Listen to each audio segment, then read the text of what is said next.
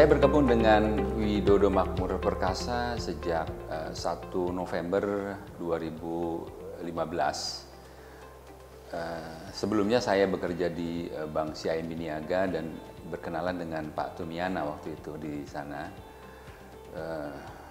Ada keinginan besar saya untuk berprofesi di sektor real dan kebetulan ada kesempatan yang baik dari Pak Tumiana dalam ini PT Widodo Makmur Perkasa yang saat itu membutuhkan tenaga saya.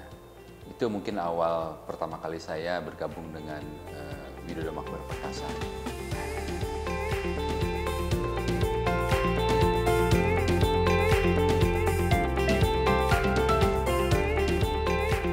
Tantangan terbesar yang pertama kali saya hadapi sejak saya bergabung dengan Widodo Makmur adalah membangun suatu sistem kerja. Karena pengalaman saya di perbankan, tentunya perbankan industri yang berada di dalam aturan dan kebijakan otoritas memiliki keseragaman sistem yang sudah mapan, sehingga di sektor real itu sifatnya lebih mandiri, lebih khas terhadap industrinya masing-masing. Dan ini tantangan terbesar ketika saya bergabung di Widodo Makmur Perkasa.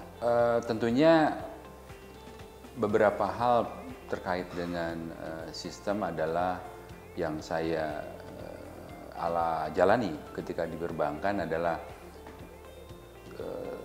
mengenai mitigasi resiko, pengelolaan cost and benefit suatu project, prosedur, sistem prosedur yang seluruhnya di perbankan sudah well established, sudah incorporated dengan dunia perbankan, baik perusahaan-perusahaan seperti CIMB Niaga. Mungkin itu yang kemudian saya coba bukan mengimplementasi, tapi coba melihat, mengkaji, karena tentunya tidak langsung sesuai dengan kebutuhan, tetapi bahwa ada beberapa hal yang menjadi bagian dari implementasi atas tantangan mengenai sistem ini yang bisa dikembangkan di Widodo Makmur, yang sampai saat ini kita terus lakukan.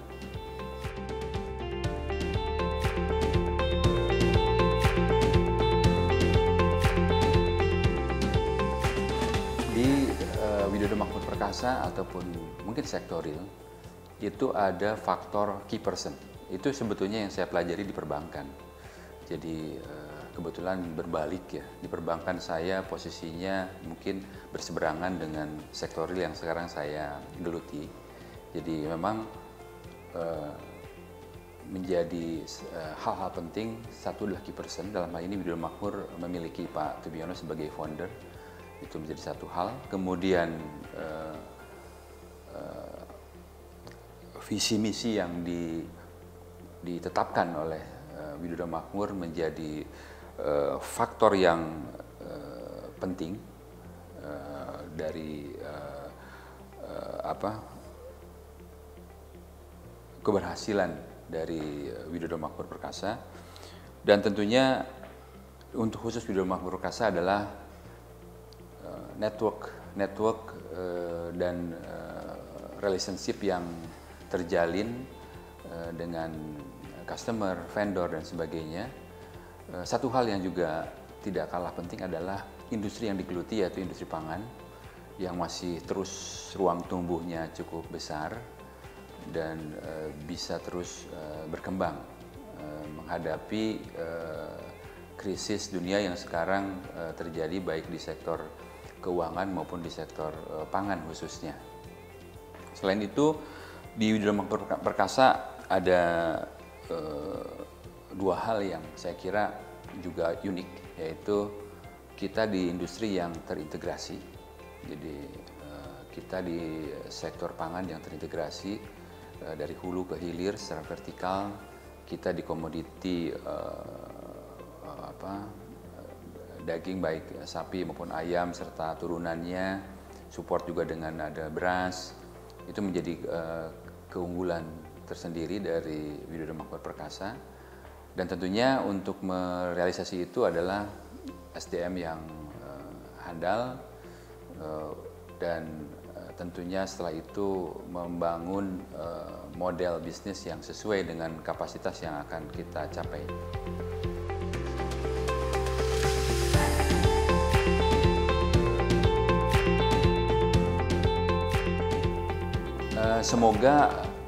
Semoga pondasi yang sudah dibangun oleh perusahaan dapat kemudian menciptakan suatu perusahaan atau bangunan perusahaan yang kuat, yang terus berkembang.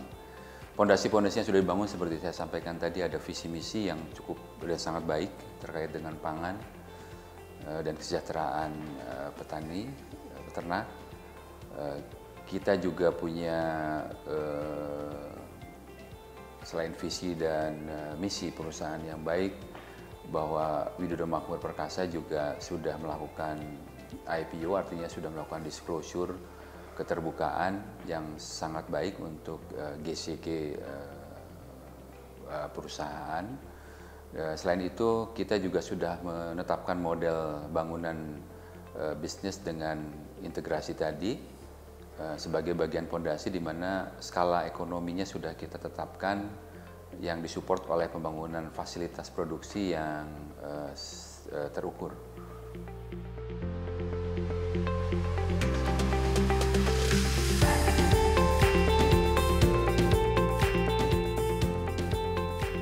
Pesan untuk teman-teman muda Widodo Makmur,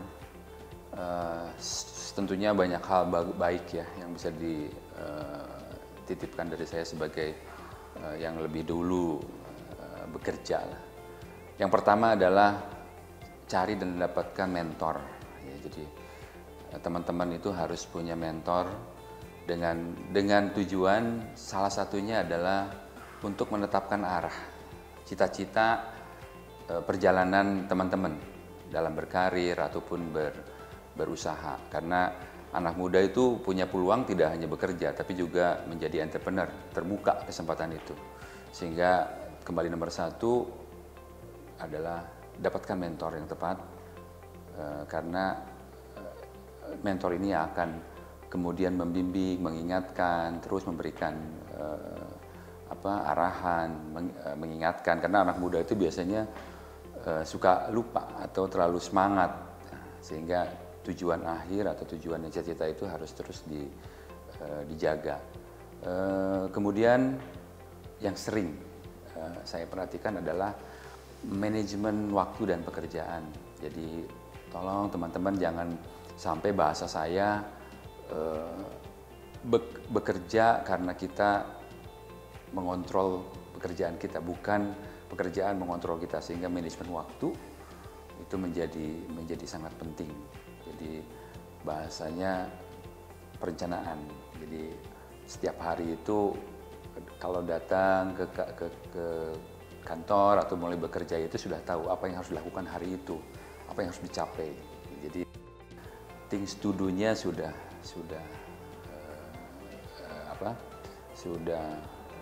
disiapkan. Tidak bekerja karena kebiasaan, tapi atas inisiatif, karena kita punya kreativitas, karena kita punya keinginan maju. Hal-hal lain yang baik tentunya disiplin, kerja keras, mendengarkan, selalu berpikir positif, tentunya itu selalu harus teman-teman jaga. Mungkin itu dari saya untuk teman-teman muda Widodo Makmur Perkasa. Terima kasih.